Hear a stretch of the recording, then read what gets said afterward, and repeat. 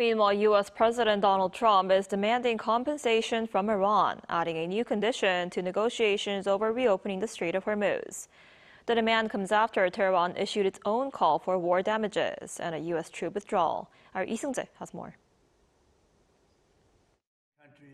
U.S. President Donald Trump on Monday demanded that Iran pay compensation for people he says were killed in wars, attacks, and protests, adding a new condition that could further complicate efforts to reopen the Strait of Hormuz.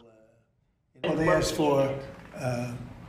for reparations, you might say, or they asked for money for the damage that we've done. I said, that's a good idea. Well, we're going to ask for money for the damage they've done over a 50-year period. Whether you go SS Cole or whether you go all of the people that were so badly hurt, so badly wounded or killed, many thousands of people. Trump's comments come after Iran's own calls for compensation and an end to U.S. sanctions. The issue emerged after negotiations between Iran and Oman over the weekend. Tehran said it would not agree to reopen the Strait of Hormuz unless Washington meets several conditions, including compensation for war damage and the withdrawal of U.S. troops.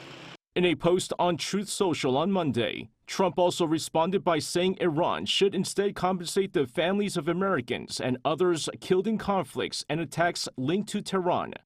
He also called for payments to the families of what he described as innocent protesters killed by Iran's ruling regime over the past half-century.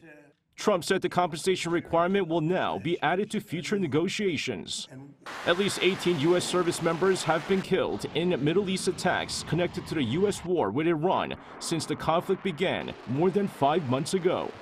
Iran presented 6 conditions to the United States on Saturday, declaring that the Strait of Hormuz will remain closed until its demands are met. Seung-jae, 아리랑뉴스.